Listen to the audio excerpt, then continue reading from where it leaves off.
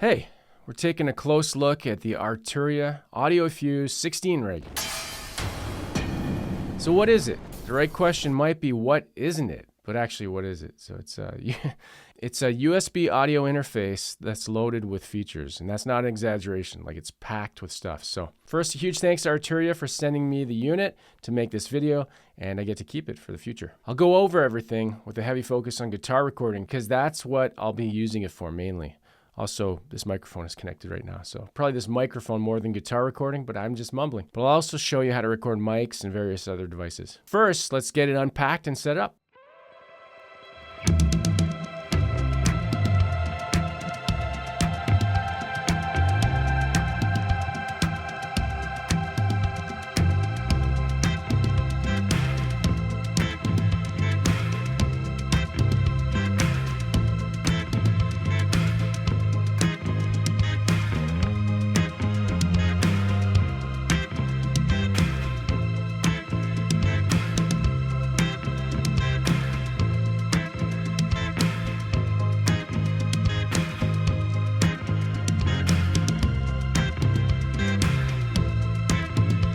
It's a 1U rack mountable unit. They also provide legs and brackets that you can set up in a desktop mode. So I'll be doing that with mine. So let's set that up.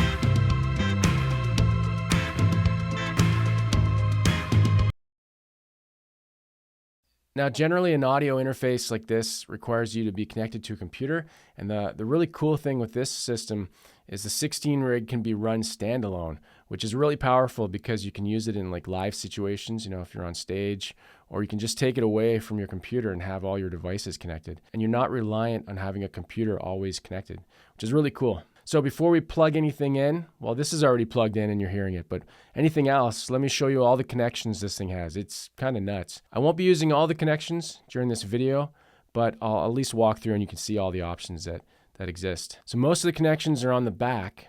So we'll start there and then we'll head to the front after and show the rest. Okay, going right to left on the rear panel, you first start with 16 TRS balanced analog inputs. That's right, 16. That's where the name came from.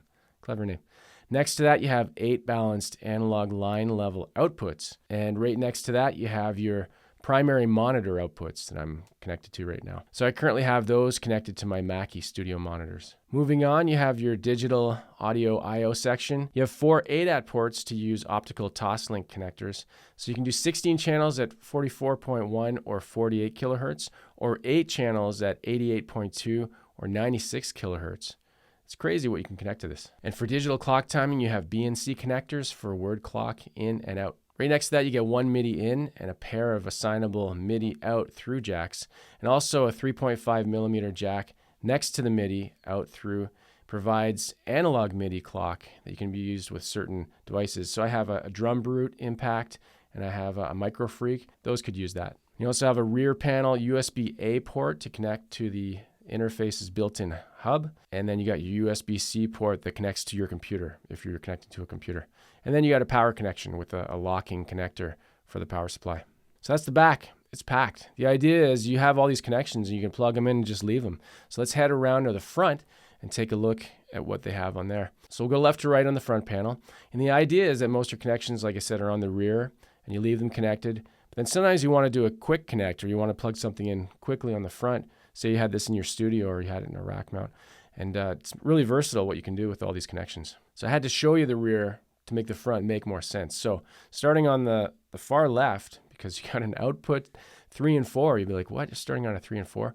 And they're a duplicate of the 3 and 4 that we saw on the rear panel. And you can do some really cool things with that. You can use them for extra headphones or other line level signal gear, or reamping a guitar. And I'll show you exactly what that means in just a bit. Next to that, we got inputs 1 and 2 definitely the two inputs that I'll be using the most. I currently have this Shure SM7B connected to input 1, and then input 2 I'll probably have a lot of mics connected to as well, usually if I'm miking an amp. So these are combo TRS XLR jacks. They can be used for line level or instrument level signals from synths or guitars or any other type of recording devices. And you might notice there are no controls right next to the inputs. It's all done in the front panel control, and I'll show you that in a second. I was kind of worried about that at first. I thought, oh, there's no volume knob, but it's actually really intuitive once you get used to it. So next to those two inputs, you have a 3 and 4 input that are a 3.5 millimeter mini jack. So you can plug in like your phone or other kind of audio devices if you need to. And now we're getting into the interface controls, and everything can be done through the Audiofuse Control Center software. But if you're not connected to your computer, then you want to use these buttons and knobs on the front. So it's pretty simple layout. There's 6 buttons, hardware buttons. There's an ins that shows you all the input signals.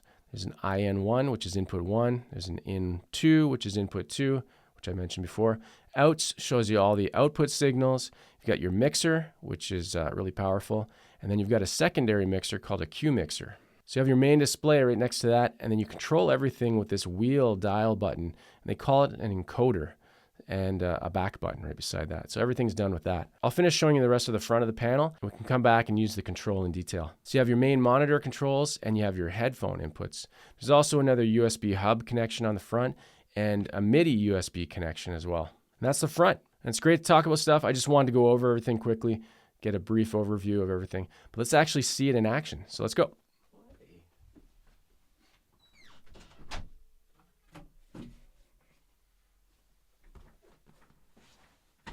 Okay. We're going to record a few tracks. Actually, my cable. Oh, right there. Yeah, so what we're going to do is I'm going to open up Logic. And there we go.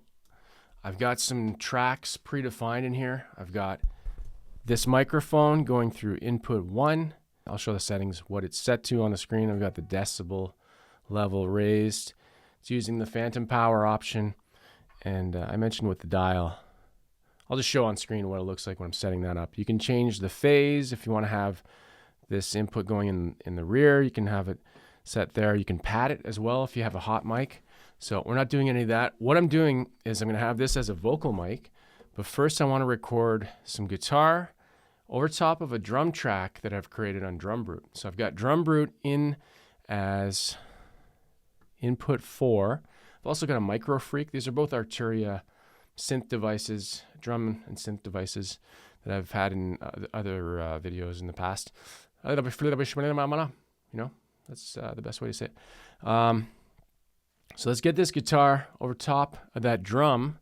Actually, you know, first we're going to just capture the drum. So I've got input 4, and I'm going to arm it, and then we're going to record that. So let's do that right now. Here, it's got a little counter here.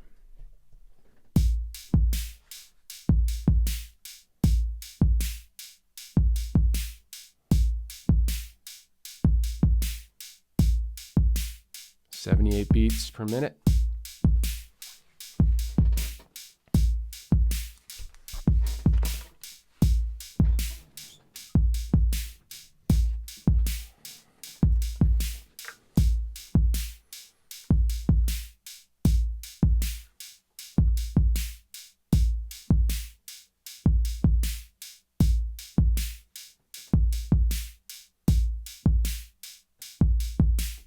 There, that should be good. Stop that. And I'll check. Why was I recording that? Okay. Delete that track. Play it back here. Go back. So it's coming out. Standard out. Cool. So what I'm going to do now is just record a basic track. Clean guitar, like no effects added. Play it over top of that drum track. And then I'm going to show what reamping is, which is a pretty cool feature. So first what I got to do is plug in, I'm going directly into the 16 rig here. I'm going to use input 2. And when I plug it in this case, it recognizes it recognizes that it's an instrument device.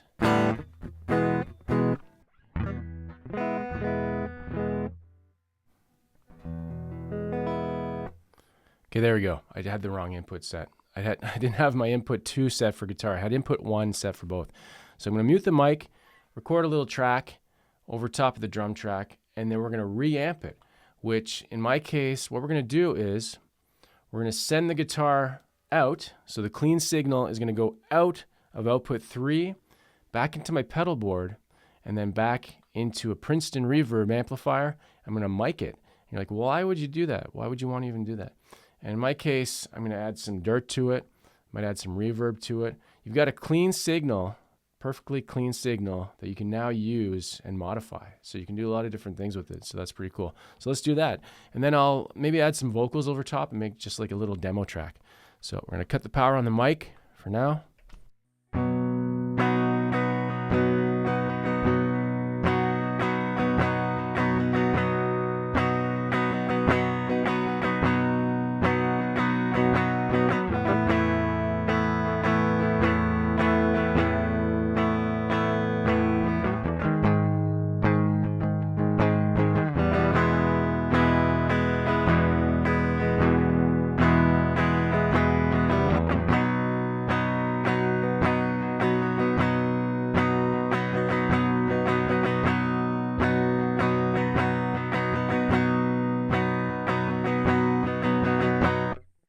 Got my... Cool. Sounds good. So now I'm going to take my guitar and put it away. Actually, unplug it from instrument or input. Input 2, pulling it out of input 2. We're going to put it in output 3. So this is the reamping part. Here we go.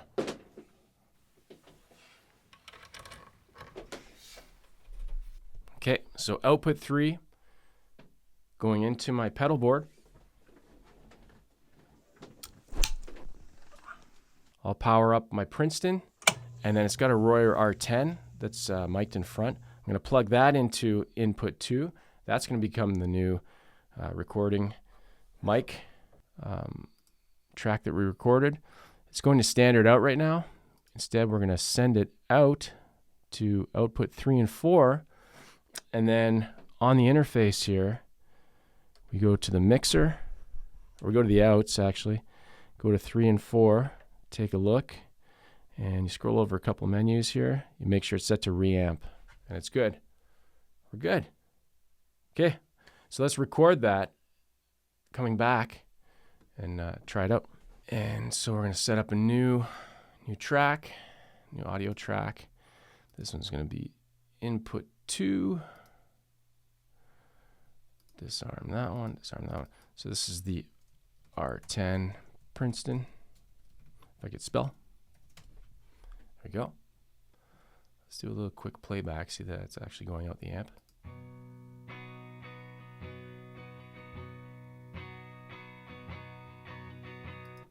Very cool.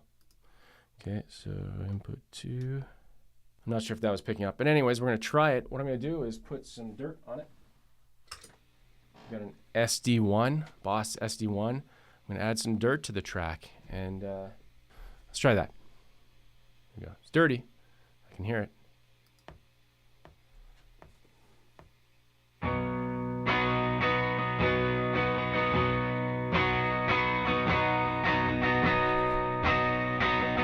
Maybe I'm like, it's not dirty enough. Let's get it more dirtier. So let's try it again.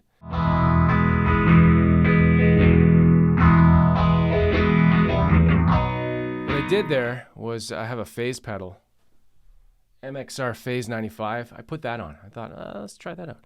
Anyways, let's go and add a vocal track to it. So that main guitar track now, we've got it set, and I'm not going to use it in the mix, but I've got this funky distorted version. So now we're going to add a vocal track. And I've got my headphones here, so I'm going to put those on. Plug into the front interface into, got the 1/4-inch jack here. And I'm just going to try something out. Let's just have fun here. And then and then mix it down into just a little demo track. This is the place. Sit down. You're safe now. There we go. Let's add some synth hall. Okay, cool. Let me just bounce that track. We can just listen to it quickly here. Okay, let's just hear this quickly. See what it's like. This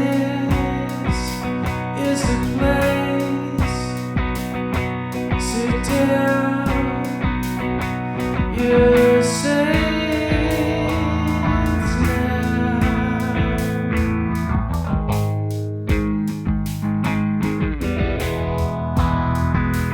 You've been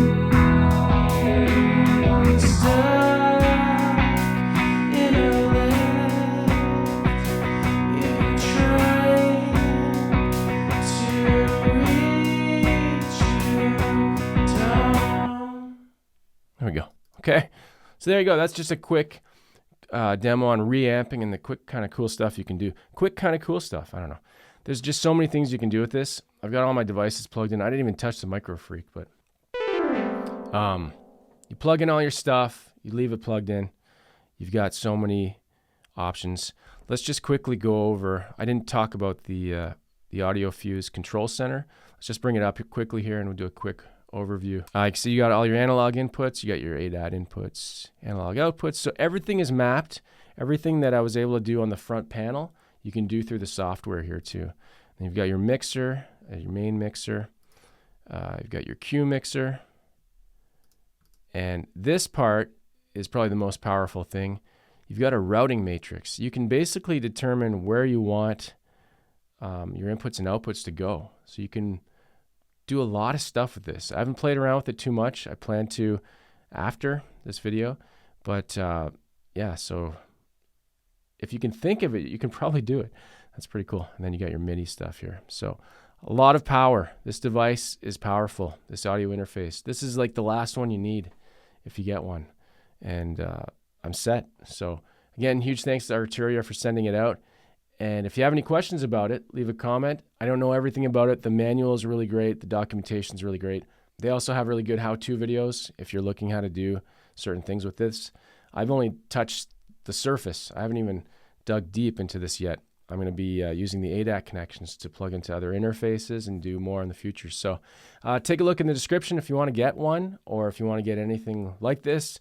I love this Arturia stuff. This is the this is the fourth piece of hardware I've had.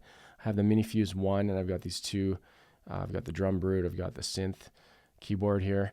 I love their stuff. Their stuff is really good. You also get a bunch of bundled software when you buy the 16Rig. So if you buy anything through those links in the description, help support my channel. Always appreciated.